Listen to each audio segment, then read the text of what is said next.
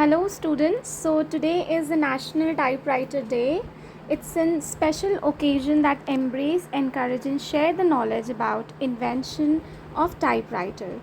Typewriter was invented by Christopher Lantham Shawls and it was a QWERTY keyboard used to print the characters on a piece of paper by depressing the keys. Enabled writers to produce books, research, reports and scripts. Thank you.